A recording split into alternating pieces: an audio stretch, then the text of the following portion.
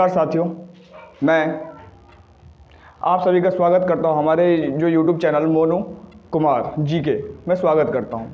आज का जो चैप्टर हमारा बेसिकली स्पेशली क्लास 10th जो हाई स्कूल के लिए परीक्षाओं में इम्पोर्टेंट है। जो हमारा चैप्टर है हिस्ट्री सोशल साइंस, जिसे हम सामाजिक विज्ञान भी कहते हैं, उसका चैप्टर नंबर है 2 भारत में राष्ट्रवाद। तो इस चैप्टर का मेन किसी भी बोर्ड एग्जाम में चैप्टर का बहुत ही मेन उद्देश्य होता है, क्योंकि इस जो चैप्टर हमारा भारत में राष्ट्रवाद, उसमें हम हमारे 19वीं सेंचुरी जो 19वीं शताब्दी के हमारे लीडर्स हैं, जैसे कि हमारे महात्मा गांधी, नेताजी सुभाष चंद्र बोस, डॉक्टर भीमराव अंबेडकर के सामाजिक संघर्षों के बारे में हम जानेंगे। जो ये हमारा बेसिकली जो चैप्टर है हमारा भारत में राष्ट्रवाद, इसमें हम जानेंगे कि हमारे जो नेता थे कैसे मतलब किस सामाजिक परिस्थितियों में हमारे देश अंग्रेजों के खिलाफ संघर्ष करके, जो हमारी ब्रिटिश सरकार थी जो उन्होंने भारत में कम से कम 200 सालों तक राज्य किया था, उसके बारे में हम बेसिकली देखेंगे कि इस जो चैप्टर हमारा भारत में राष्ट्र, उसमें हम देखेंगे कैसे अंग्रेजों ने मतलब पॉज किया उसने थोड़ा ध्यान कैमरा की तरफ। अगर तुम थोड़ा कैमरा टेढ़ ले लो तो बहुत पुराना चीज सब ध्यान दो। साइंस में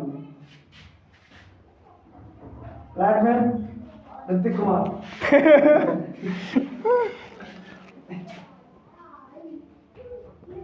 भैया बोलते रहो, मैं लिखता रहूँ। कोई जरूरी नहीं है कि पूरा चैप्टर, बस जो मेन चीज हेडिंग केवल वही समझा, वही सारे मेन है बस। देखो इस पाठ्यक्रम में पाठ की देख ली तुमने, पाठ को लेने का उद्देश्य वो स्प्लिट हो जाएगी ना वो। हाँ 19वीं। अरे भैया राइटिंग बेकार है, मैं सोच रहा हूँ किसी लड़की को साथ में लो काम करने। हाँ लड़की ध्यान रखना, कभी भी जब यहाँ हेडिंग हो तो हेडिंग नीचे स्टार्टिंग यहाँ पे ठीक है। रुको एरो कर दे रहा हूँ, रुको अंडरलाइन करो नीचे इसको ऐसे। नहीं हाँ अरे समझ गया ये। हाँ ये मैं रहता है। हाँ उसके बाद करोगे आज ये चैप्टर पूरा खत्म कर देंगे आज। ठीक है 19वीं शताब्दी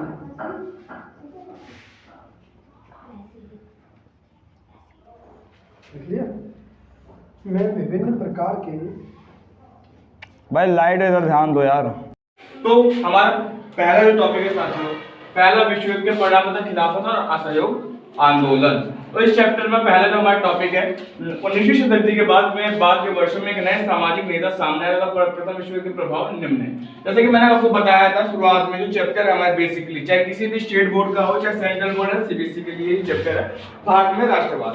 बहुत इंपॉर्टेंट चैप्टर है, क्योंकि हमने बताया, जैसे मैंने आपको स्टार्टिंग में इंट्रोडक्शन देते हुए बताया था कि जो चैप्टर 19वीं शताब्दी में जो नेता थे जो फर्स्ट वर्ल्ड वॉर हुए, जैसे कि महात्मा गांधी, डॉक्टर भीमराव अंबेडकर, सुभाष चंद्र बोस, ये जो सामाजिक नेता जो हमारे सामने आए, और जो संघर्ष के तरीके थे बिल्कुल क्या थे, अलग अलग है। तो यहाँ पे जैसे कि हम यहाँ पे एक लाइन कॉमन से देखने को मिलती है, सामाजिक नेता सामने आया था, प्रथम विश्व युद्ध के प्रभाव हम जानेंगे कि सामाजिक नेताओं ने कैसे प्रथम विश्व युद्ध को क्या करे प्रभावित करते हैं, और इनके नेता जो थे उनके क्या विचार थे।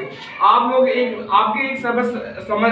आप समझदार हैं, क्योंकि आप हाई स्कूल में पढ़ते हैं, तो आपको ये जाहिर सी बात है कि हर एक जो व्यक्ति होता है, जो हमारा समाज है, हर प्रकार के व्यक्तित्व वाले क्या कहते हैं व्यक्ति रहता है, एक जैसी नहीं होती। तो उसी केस में जो हमारे भारत को आजाद करने के जितने भी सामाजिक संघर्ष या आंदोलन हुए थे, वहाँ उसमें जो नेता सामने उभर के जो आए थे, जो सामाजिक समूह आए थे, उसमें क्या होगा, उनके जो सारे नेता होंगे क्या होंगे, विचारधारा सारी चीजें अलग होंगी। इसके साथ हमारा दूसरा जो टॉपिक है, जो दूसरा पॉइंट है इसका, जो प्रथम विश्व युद्ध था जो 1914 से 1918 में लड़ा गया था, उसके कुछ इंपॉर्टेंट पॉइंट्स थे जिसे हम अभी नोट डाउन करेंगे। तो पहला हमारा है प्रथम विश्व युद्ध ने विश्व के देश की आर्थिक स्थिति को क्या कमजोर किया।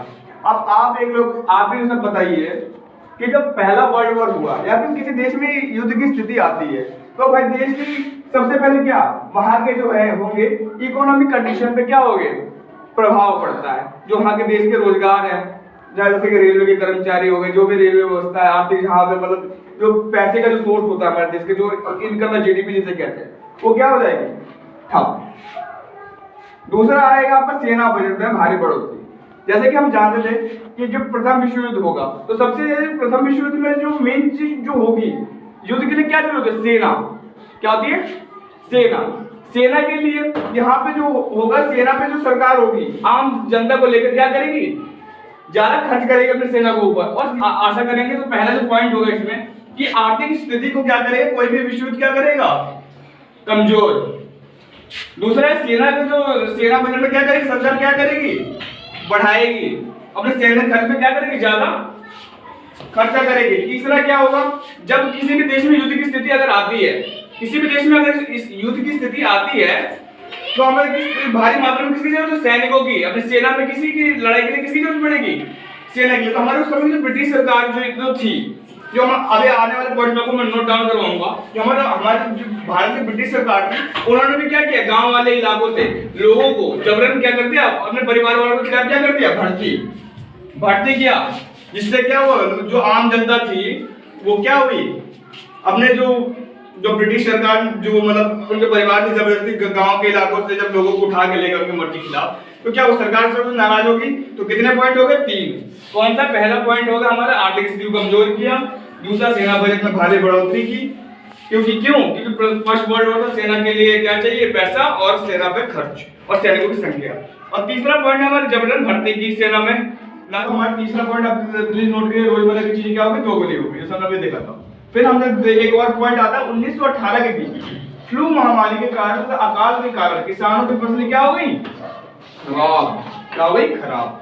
देखिए फ्लू पहले हम समझ लो, फ्लू जो है फ्लू महामारी और फ्लू महामारी के कारण क्या होगी? और अकाल होगा सूखा। और फ्लू का मतलब एक तरह का छुआछूत की बीमारी जो एक व्यक्ति से दूसरे व्यक्ति को क्या पड़ती है, हो जाती है। तो क्या होता?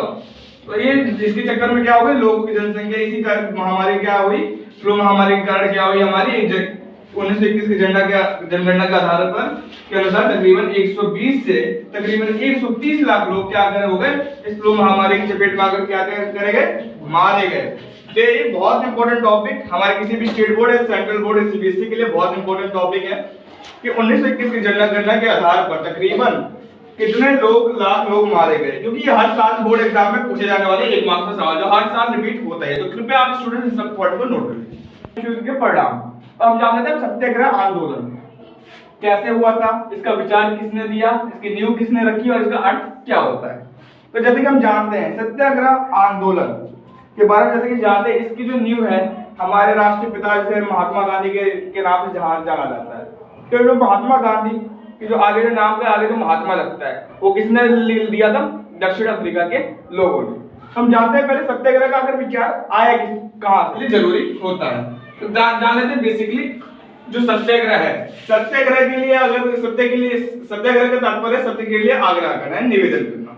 तो जैसे कि हम जानते हैं यदि आपका संघर्ष यदि जो हम आम आदमी कोई भी डेली लाइफ का एग्जांपल ले लेते हैं, जैसे कि मील मजदूर होता है, अपने मील के फैक्ट्री में काम करता है, तो उसकी जो हमेशा समस्या रहती है, या तो अगर वो कभी किसी कारणवश लेट आ जाता है तो मील मालिक क्या करता है? उसे एक कम सैलरी देता है। और जो मील में काम करने वाला जो आदमी है उसे हक के लिए किसी भी मतलब सरकारी कार्रवाई के बगैर अहिंसात्मक रूप से बिना किसी लड़ाई के सहारे लिए जो आंदोलन शुरू करेगा जिसमें वो किसी प्रकार के कोई दंगा फसाद या लड़ाई झगड़ा ना करे और अपने उद्देश्य को शांति से सरल भाव में क्या करे? प्राप्त करे, तो हम क्या कहेंगे? सत्याग्रह। तो सत्याग्रह आंदोलन क्या था आप जान लेते हैं कि जो हमारे महात्मा गांधी द्वारा चलाए गए कुछ प्रमुख सत्याग्रह आंदोलन क्या क्या थे। तो देखिए महात्मा गांधी द्वारा भारत में कुछ चलाए गए प्रमुख सत्याग्रह आंदोलन, इसके बारे में हम डिटेलली पढ़ेंगे। पहला है चंपारण बिहार का, जो सन 1916 में किया गया था। ये जो बेसिकली जो आंदोलन चलाया गया था महात्मा गांधी द्वारा बिहार में, ये था नील की खेती के विरुद्ध। तो जल्दी से आगे नील की खेती नील आखिर होता क्या है? नील एक ऐसा पौधा होता है जिसका जो मेनली होता है एक व्यावसायिक फसल होती है, जिसका हम जो हमारे क्लॉथ होते हैं उन्हें डाइनिंग के लिए भी और एज अ ड्रग के रूप में इस्तेमाल किया जाता है। जो अंग्रेज थे उस समय के जो ब्रिटिश अंग्रेज थे, अधिकारी लोग थे, वो किसानों से बंधे होते थे। तो इसी संदर्भ में किसान आता है राजकुमार शुक्ला, जो गांधी जी को कोलकाता की मीटिंग मिलता है। वो कहते हैं गांधी जी ऐसे ऐसे बात है, आप हमारे साथ चलिए। तो वो फिर वहां पे गांधी जी के साथ लगान टैक्स से 1917 को बचाने के लिए महामारी। जैसे कि जानते हैं 1917, जैसे हम जानते हैं फर्स्ट वर्ल्ड वॉर, जैसे मैंने आपको बताया था थोड़ी देर पहले कि जो फर्स्ट वर्ल्ड वॉर कब से शुरू हुआ था, 1914 से लेके 1918 के बीच में। कितने, तो किस सन की बात हो रही है, सन 1917 की। किसानों को लगान टैक्स बचाने के लिए क्या प्लेग के लिए क्या किया गया, यहाँ प्रोत्साहन दिया गया, क्योंकि जो समय के जो किसान थे, एक तो देश में वैसे युद्ध की स्थिति, तो अभी तक हमने देखा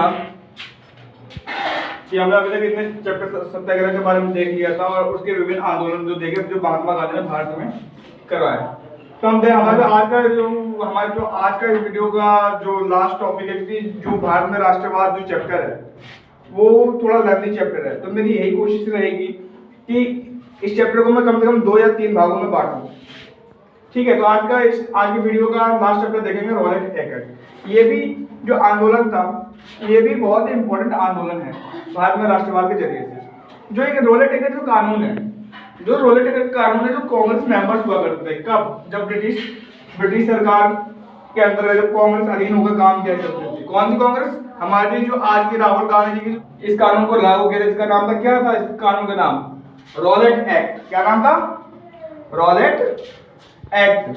तो इस कानून के जरिए सरकार को, जो सरकार थी, ब्रिटिश सरकार थी, इसने ये बिल पास किया इस संसद के द्वारा कि जो कानून है रॉलेट एक्ट, उसमें राजनीतिक जो पॉलिटिकल गतिविधि है, राजनीतिक गतिविधियों से क्या समझते हैं आप, जैसे कोई भी जुलूस या रैली या कोई भी सामाजिक आंदोलन या धरना, राजनीतिक जुलूस या सामाजिक आंदोलन या धरना को कुचलने के लिए कोई भी जुलूस क्या हुआ, आयोजन किया गया।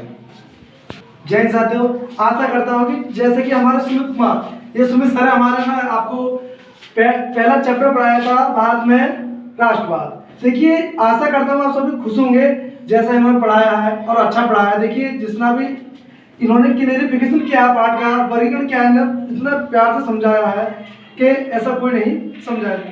जय साथियों, मिलते हैं आपको।